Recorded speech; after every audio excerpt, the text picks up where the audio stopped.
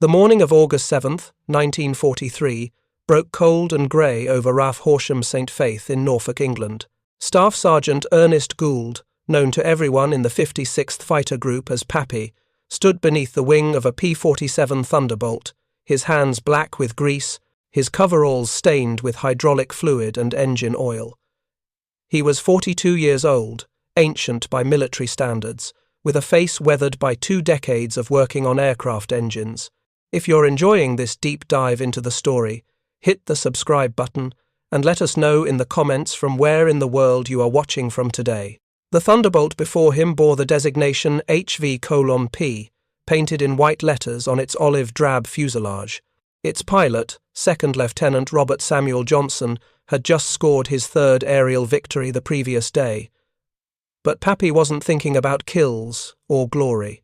He was thinking about speed, or rather, the lack of it. Johnson's P-47 was fast, certainly. At altitude, the massive fighter could reach speeds that would rip lighter aircraft apart, but Pappy had watched German Focke-Wulf 190s break away from Johnson's attacks, watched Messerschmitt 109s climb out of range when they should have been vulnerable. The Thunderbolt had power, had an engine that produced 2,000 horsepower, had a supercharger system more sophisticated than anything the Germans possessed. Yet somehow, it wasn't enough. What Pappy was about to do wasn't exactly forbidden, but it wasn't exactly authorized either. 2 weeks earlier, a technical representative from Republic Aviation had visited the base. The man, whose name Pappy recorded in his maintenance log as Vincent Carlucci, had gathered a small group of crew chiefs in a corner of the maintenance hangar and spoken in low tones about wastegate adjustment. The P-47's turbo-supercharger system was a marvel of engineering, but it was also conservative by design. Republic's engineers had built in safety margins, limiters that prevented the massive General Electric turbo-supercharger from overspeeding and destroying itself. The wastegates, 2 valve assemblies mounted on either side of the fuselage, controlled how much exhaust gas reached the turbine. Open the wastegates fully, and exhaust bypassed the turbo, reducing boost pressure. Close them, and the turbo spun faster, cramming more air into the Pratt & Whitney R 2800 engine's 18 cylinders. Carlucci had explained that the wastegate governors could be adjusted, carefully, precisely, to close a fraction later than factory specification. Not much, perhaps a 1/4 inch of travel on the control rod, but that 1/4 inch could mean an additional 2 or 3 inches of manifold pressure at altitude, which translated to perhaps 15 or 20 more horsepower. And 15 horsepower at 30,000 feet, where the air was thin as a whisper, could mean the difference between catching a German fighter and watching it escape. The technical representative had been clear about the risks. Push too hard, and the turbo would overspeed. The turbine, spinning at over 21,000 revolutions per minute, would tear itself apart in a catastrophic explosion of hot metal fragments. Push too hard, and manifold pressure would spike beyond the engine's tolerances, detonating fuel in the cylinders, destroying pistons, cracking cylinder heads.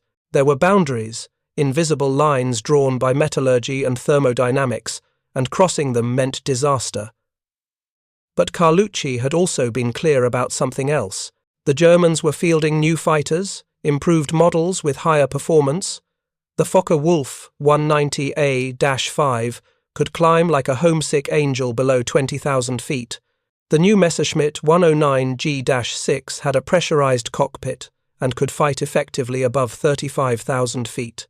American pilots needed every advantage they could get, and if that meant adjusting wastegates to squeeze a few more miles per hour from their Thunderbolts, then adjustments would be made. Pappy had the cowling panels removed from Johnson's P-47. The massive radial engine sat exposed, its 18 cylinders arranged in 2 rows, each cylinder head sprouting cooling fins like metallic flowers. Behind the engine, accessible through an inspection panel in the fuselage, were the wastegate control mechanisms, a complex assembly of rods, bell cranks, and the pneumatic governor that regulated everything. He had his tools laid out on a clean cloth, a set of precision wrenches, feeler gauges, a small notebook where he'd transcribed Carlucci's instructions. The adjustment itself was mechanically simple. Loosen a lock nut, Turn an adjustment screw exactly 3/4 of a turn clockwise. Retighten the lock nut. Simple in execution, profound in consequence. The real complexity lay in what happened afterward.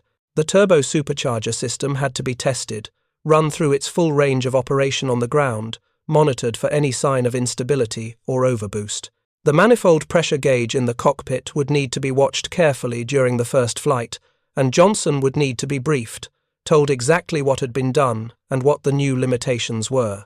Pappy began the work methodically. He'd been a mechanic since 1921, had worked on everything from barnstorming biplanes to the latest fighters. He understood engines the way some men understood scripture, not through memorization, but through revelation, through thousands of hours with his hands in machinery, feeling vibrations, hearing the subtle changes in tone that indicated health or disease. The wastegate governor was a pneumatic device, responding to both manifold pressure and turbine speed through an ingenious system of diaphragms and springs. At low altitude, the governor kept the wastegates open because the turbo didn't need to work hard to maintain boost pressure. As the aircraft climbed and atmospheric pressure dropped, the governor gradually closed the wastegates, allowing more exhaust gas to spin the turbine faster, maintaining manifold pressure despite the thinning air. Carlucci's modification changed the governor's set point slightly. Instead of beginning to close the wastegates at, say, 15,000 feet, the adjusted governor would wait until 16,000. Instead of reaching maximum closure at 25,000 feet, it would continue closing until 26 or 27,000. The result would be higher manifold pressure at combat altitudes, more power where it mattered most. 3/4 of a turn clockwise.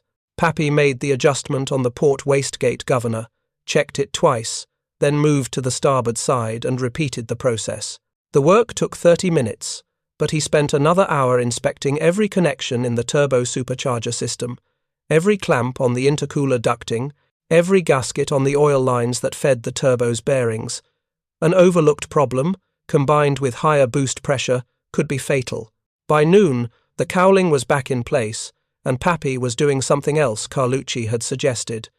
He was waxing the P-47's aluminum skin. The olive-drab paint applied at the factory had a matte finish designed to reduce visibility, but it also created drag, microscopic turbulence across every square inch of surface area. Wax filled in the tiny imperfections, smoothed the airflow, reduced drag by a measurable, if small, amount.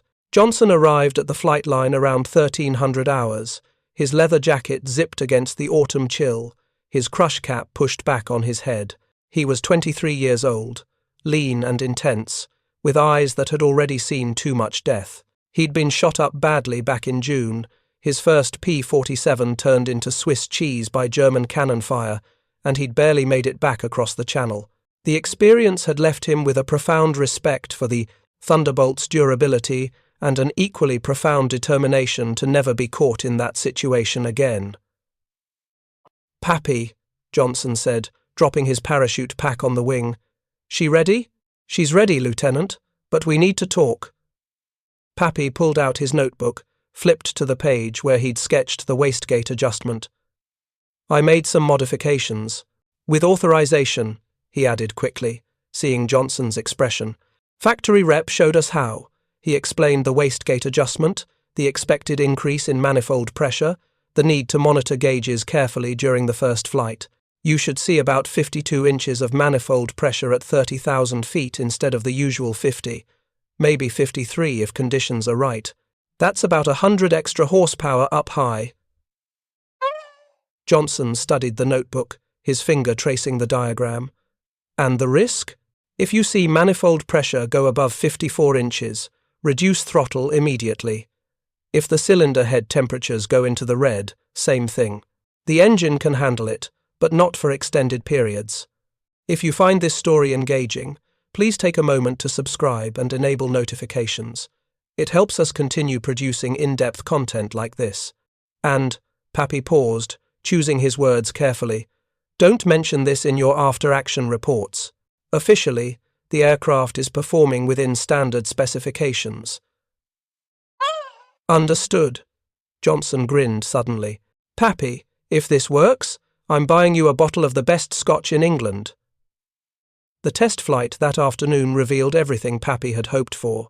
At 30,000 feet, with the throttle pushed forward to military power, Johnson's P-47 indicated 305 miles per hour, nearly 15 miles per hour faster than it should have been at that altitude and power setting. The manifold pressure gauge showed 52.5 inches, exactly where Pappy had predicted. The engine ran smooth, temperatures were nominal, and the turbo-supercharger produced its characteristic high-pitched whine without any hint of instability.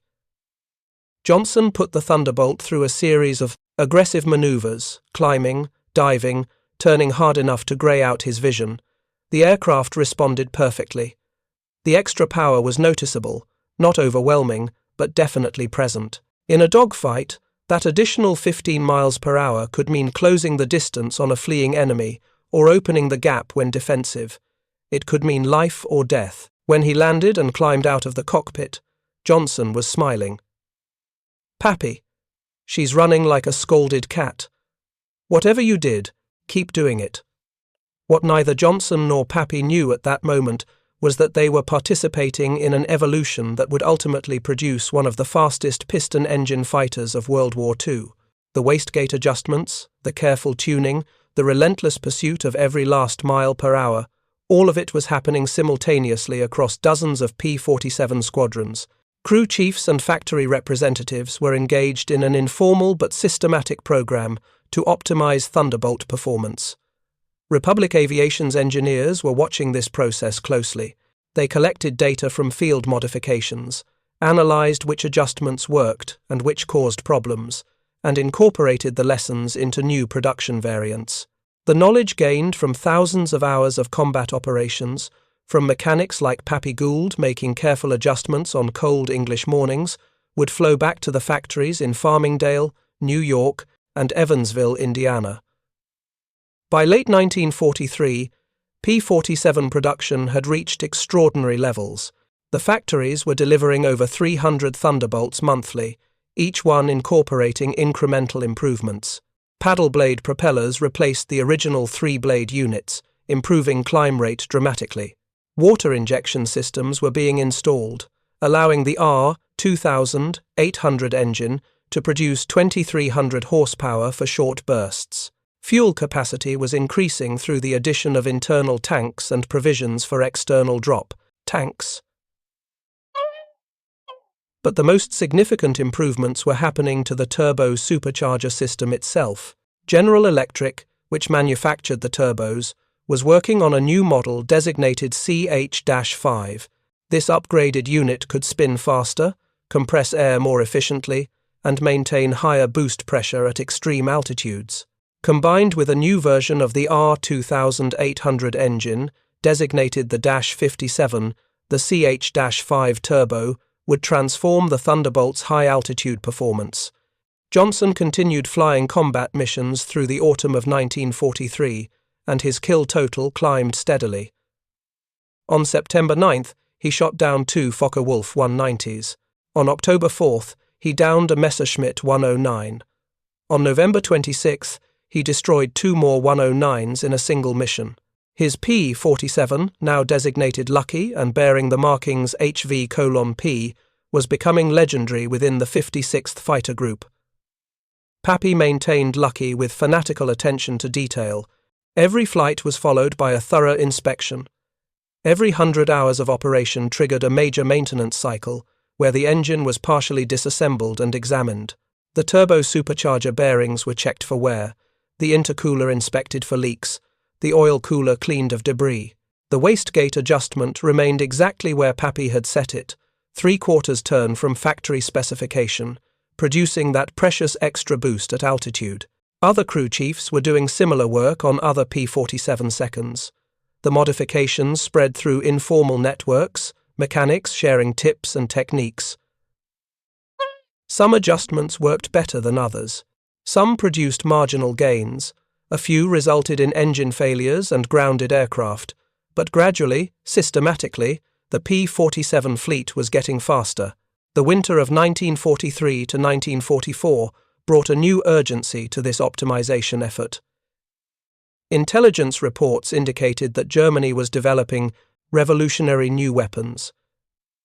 Jet fighters were mentioned, aircraft that could exceed 500 miles per hour, far faster than any piston-engine fighter could achieve. Rocket-powered interceptors were rumoured, capable of climbing to 50,000 feet in minutes.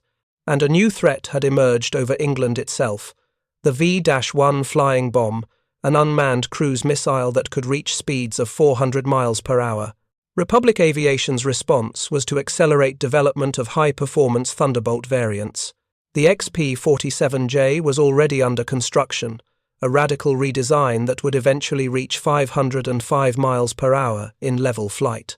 But the XP-47J was experimental, years away from production. What was needed immediately was a Thunderbolt that could intercept jets and flying bombs using existing technology, pushed to its absolute limits. The solution would be called the P-47M, and its development would validate everything that mechanics like Pappy Gould had been doing in the field. The M model would feature the new R2800-57 engine producing 2,800 horsepower with water injection. It would have the CH-5 turbo-supercharger optimized for maximum boost at high altitude.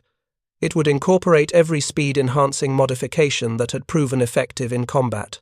And it would be capable of 473 miles per hour at 32,000 feet, making it the fastest production Thunderbolt ever built and one of the fastest piston-engine fighters of the entire war.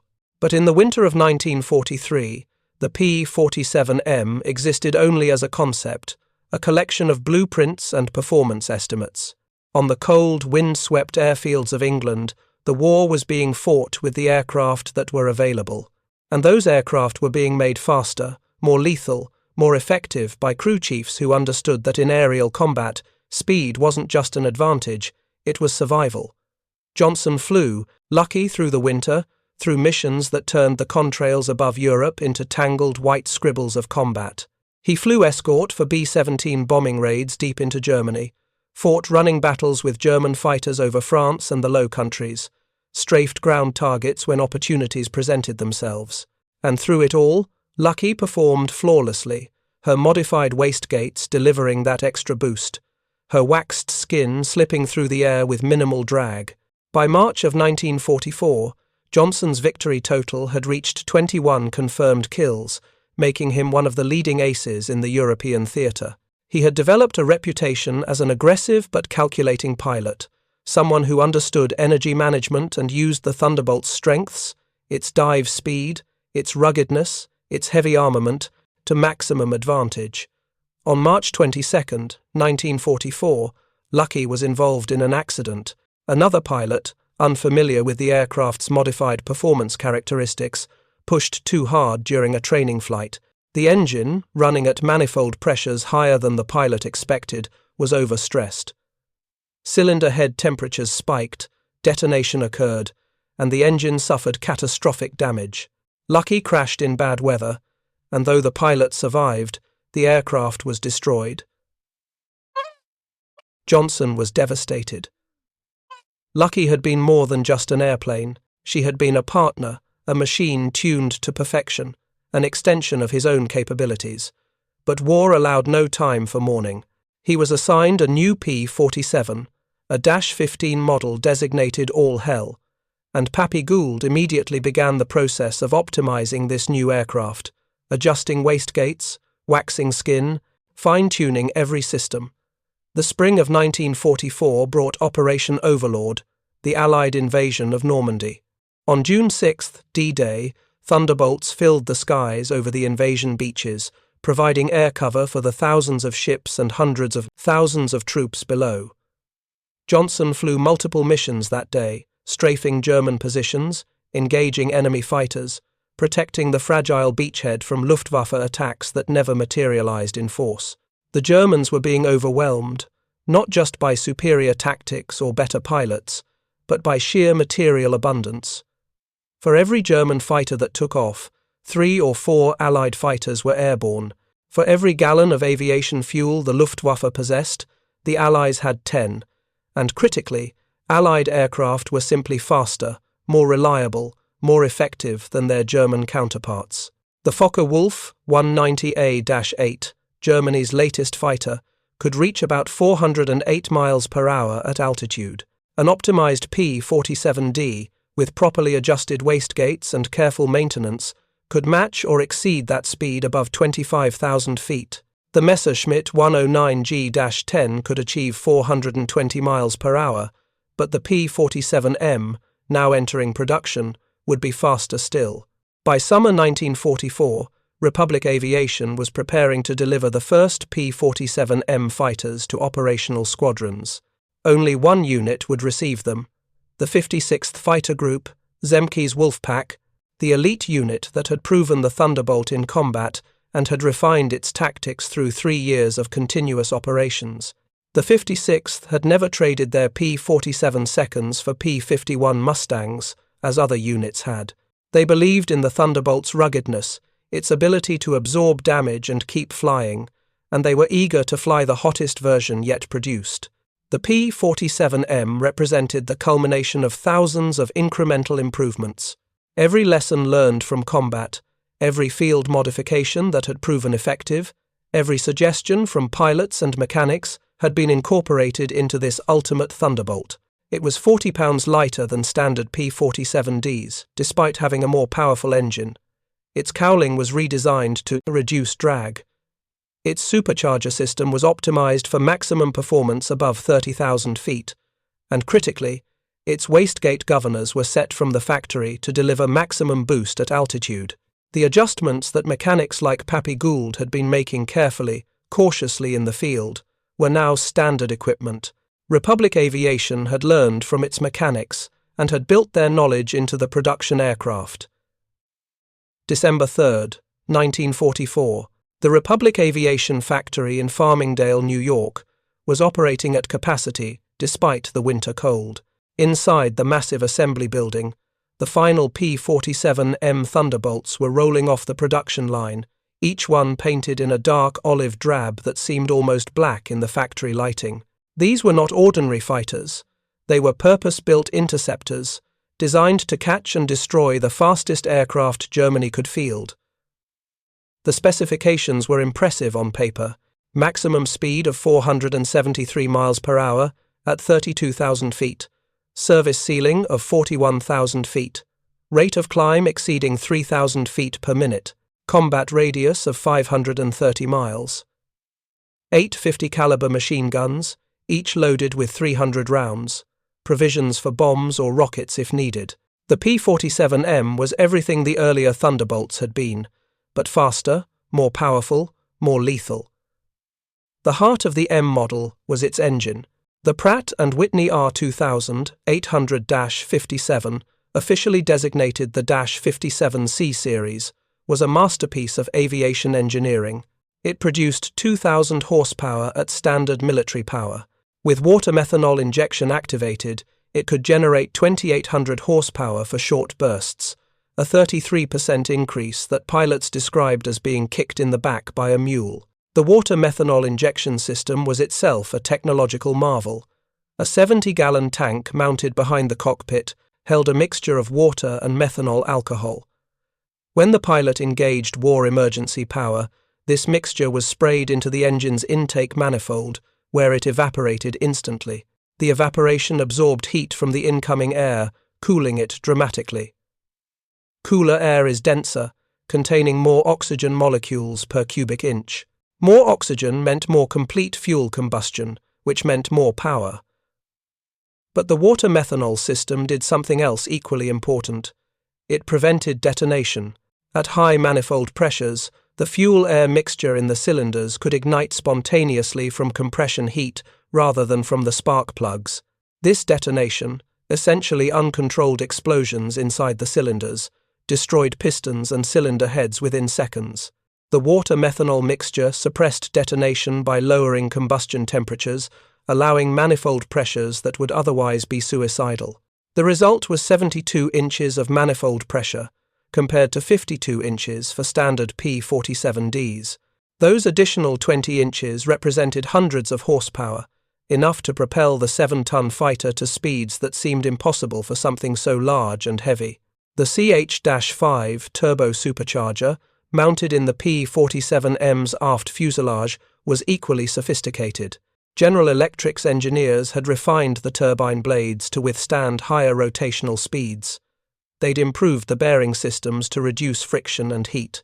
They'd optimized the compressor housing to move air more efficiently. At altitude, where atmospheric pressure was a fraction of sea level, the CH-5 could maintain manifold pressures that earlier turbos couldn't approach. 130 P-47M fighters were built between September and November of 1944. They were shipped to England in December, carefully crated and loaded aboard transport ships for the Atlantic crossing. Each engine was sealed against moisture with protective coatings and desiccant packs. Each aircraft was accompanied by detailed technical manuals and maintenance instructions. Republic Aviation's technical representatives would follow to provide on-site support, or at least, that was the plan. The first P-47Ms arrived at Boxted Airfield near Colchester, England, on January 3, 1945. Boxted was home to the 56th Fighter Group, the Wolfpack, the unit that had logged more combat hours in Thunderbolts than any other. The group's three squadrons, the 61st, 62nd, and 63rd, were eager to receive the new fighters. They'd heard rumours about the M model's performance, and they wanted to see if it lived up to the hype. The aircraft were uncrated and assembled by ground crews working in cold, damp conditions. Britain's winter had been particularly harsh that year, with temperatures frequently below freezing and persistent fog that grounded aircraft for days at a time. The crews worked as quickly as possible, bolting on wings, connecting control cables, filling fuel tanks, conducting pre-flight inspections. The first test flights were scheduled for mid-January. Pilots from all three squadrons would evaluate the new fighters, assess their handling characteristics, determine how they compared to the P-47Ds they'd been flying. The expectations were high, perhaps too high. On January 15th, Major George Bostwick, commander of the 63rd Fighter Squadron, took a P-47M up for its first operational test flight. He climbed to 30,000 feet, throttled up to military power, and felt the Thunderbolt accelerate with a forcefulness he'd never experienced before. The airspeed indicator climbed past 300 miles per hour, past 320, past 340. At that altitude, in the thin cold air, 340 indicated was close to 500 true airspeed. It was intoxicating. But 15 minutes into the flight, the engine began running rough. Manifold pressure fluctuated erratically. Cylinder head temperatures spiked. Bostwick reduced power immediately, but the roughness persisted. He nursed the aircraft back to Boxted and landed without incident, but the post-flight inspection revealed serious problems. The engine had lost compression in two cylinders, the spark plugs were fouled, there was metal debris in the oil filter, indicating internal damage. Over the following week, more P-47Ms developed similar problems. Engines that should have been pristine, with 0 hours since manufacture, were exhibiting symptoms of advanced wear. Some aircraft suffered complete engine failures during ground testing, others made it airborne only to experience power loss that forced emergency landings. By late January, nearly half of the 56th Fighter Group's P-47Ms were grounded for engine problems. The technical representatives from Pratt & Whitney and Republic Aviation were baffled. These were brand new engines, assembled under controlled conditions, tested at the factory before shipment. The R2800-57 was essentially the same basic design as earlier R2800 variants that had proven extraordinarily reliable. What had gone wrong? The investigation began with the obvious possibilities. Fuel contamination? No. Laboratory analysis showed the aviation gasoline met specifications. Oil quality issues? No. The oil was fresh and within tolerance. Installation errors? No. The engines had been installed correctly according to technical manuals. Operational abuse? No. The engines were failing before pilots could even abuse them. On February 26, 1945, a Pratt & Whitney engineer named Harold Stetson made a discovery that explained everything. He was examining a failed cylinder head from one of the grounded engines when he noticed unusual discoloration on the piston crown. The aluminum alloy showed brown staining in a pattern that suggested corrosion. He looked closer, used a magnifying glass, and saw what appeared to be rust, actual iron oxide rust, embedded in the aluminum.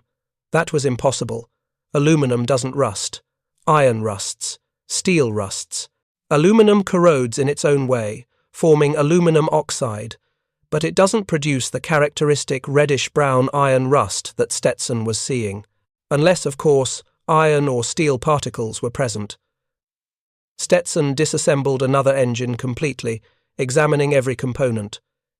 He found the same rust discoloration on multiple pistons. He found it in the cylinder bores. He even found it in the crankcase, microscopic particles of iron oxide that had no business being there. And then he understood. The engines had not been properly sealed for shipment across the Atlantic. The protective coatings applied at the factory were designed to prevent moisture intrusion during transport, but they'd been inadequately applied or had failed. The desiccant packs that should have absorbed any moisture inside the sealed crates had either been omitted or had become saturated, and for 3 weeks, while the ships crossed the North Atlantic in December, humid salt air had infiltrated the engine interiors. The R-2800-57 used steel piston rings, steel connecting rod bearings, and various other steel components. When exposed to moisture, these steel parts had rusted, not extensively, just a thin surface layer of oxidation. But in a high-performance engine, even a thin layer of rust was catastrophic. The rust increased friction, caused pistons to stick in their cylinders, created hotspots that triggered detonation, and contaminated the oil with abrasive particles that accelerated wear throughout the engine. Every P-47M engine that had crossed the Atlantic was compromised. Some were worse than others, depending on exactly how much moisture had infiltrated and where it had concentrated, but none of them could be considered reliable. The entire fleet of P-47Ms would need new engines. The news was devastating. The 56th Fighter Group had trained on the new fighters, had developed tactics for them, had been prepared to use them against Germany's jet aircraft. Now they faced the prospect of being grounded indefinitely, while replacement engines were sourced, shipped, and installed. The war might be over before they could contribute. Colonel Hubert Zemke, the Wolfpack's legendary commander, had been shot down and captured by the Germans in October 1944. His replacement, Lieutenant Colonel Lucien Dade, was determined not to let the P-47M fiasco destroy the group's operational capability. He ordered the worst affected aircraft grounded but allowed those with less severe problems to continue flying limited missions. It was a calculated risk, accepting higher maintenance requirements and potential in-flight failures in exchange for maintaining combat readiness. Meanwhile, Pratt & Whitney initiated an emergency engine replacement program. New R-2800-57 engines were pulled from production lines, properly sealed this time, and shipped via air freight to England. The replacement process began in early March, with ground crews working around the clock to swap engines. Each replacement took approximately 3 days, requiring the aircraft to be partially disassembled, the old engine removed, the new engine installed, and all systems tested before return to service. By March 25, 1945, enough P-47Ms had received replacement engines that the 56th Fighter Group could resume full operations.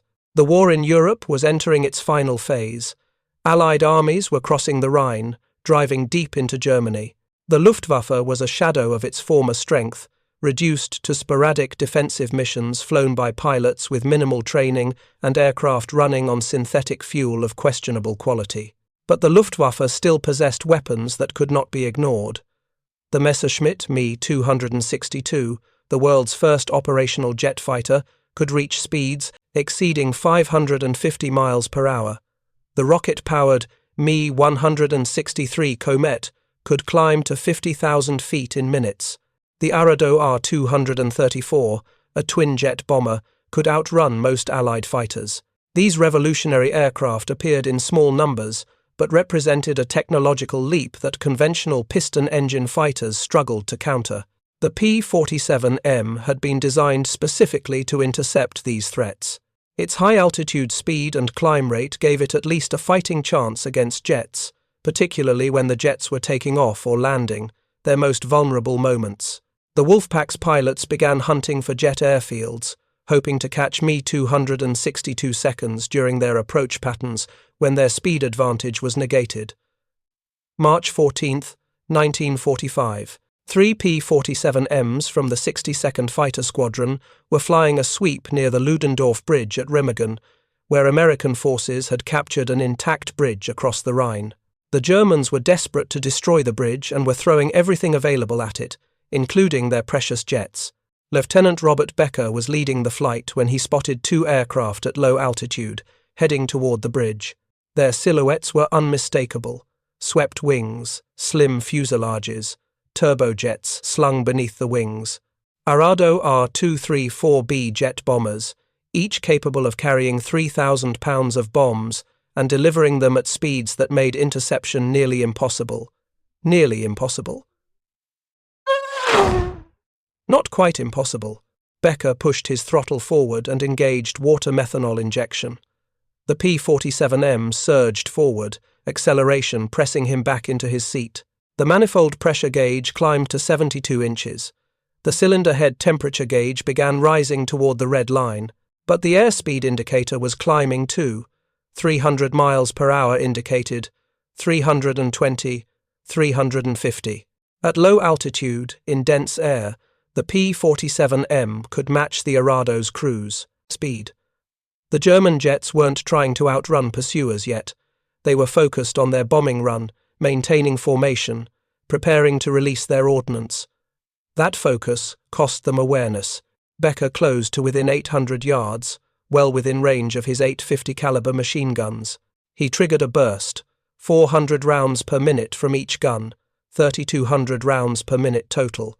The tracer rounds arced toward the lead Arado, and Becker saw strikes sparkle along the jet's fuselage. The Arado began trailing smoke, black and oily, and broke formation, turning away from the bridge. The second Arado pilot realized the danger and jettisoned his bombs, advancing his throttles to emergency power. But the P-47M was already in firing position. Becker's wingman, Lieutenant Donald Renwick, fired a long burst that tore through the Arado's port engine. The turbojet exploded in a ball of orange flame, and the bomber went into an uncontrolled roll, impacting the ground seconds later. The first Arado, trailing smoke, tried to climb away, but the damage was too severe. Its remaining engine couldn't provide enough thrust, and the jet settled into a shallow glide, crash-landing in a field east of the Rhine. Both crew members survived and were captured by American ground forces. The P-47M had just scored its first jet kills, and the message spread through the 56th Fighter Group like wildfire. The new Thunderbolt could catch jets, at least under certain conditions. The key was altitude and positioning. Jets climbing from takeoff or descending for landing were vulnerable. Jets at low altitude, where their speed advantage was reduced, could be intercepted. Jets making attack runs, focused on targets rather than defensive maneuvering, could be surprised. The Wolfpack's pilots began refining tactics specifically for jet interception. They'd patrol near known jet airfields, waiting at altitude, diving to attack jets during vulnerable phases of flight. They'd coordinate with radar stations to vector toward incoming jet bombers. They'd exploit the jet's weaknesses, particularly their high fuel consumption, which forced them to operate within limited radius of their bases. On March 25, Major George Bostwick, the same pilot who'd flown the first problematic P-47M test flight, was leading a patrol near Parchim Airfield, a known base for Me-262 seconds. Intelligence indicated that a jet fighter unit was operating from Parchim, and destroying even one jet on the ground or during takeoff would be a significant victory. Bostwick was at 28,000 feet when he spotted two Me-262 seconds approaching Parchim from the east, descending for landing. The jets were low and slow, their landing gear already extended, their speed reduced to less than 200 miles per hour. They were perfect targets. He rolled inverted and dove his wingman, Lieutenant Edwin Crosthwaite, following. The P-47Ms accelerated rapidly in the dive, airspeed climbing past 400 miles per hour indicated. The two jets, focused on their landing pattern, didn't see the Thunderbolts until too late. Bostwick opened fire at 600 yards, his bullets tracking toward the lead. Me-262. The German pilot saw the tracers and tried to climb away, advancing throttles, retracting landing gear.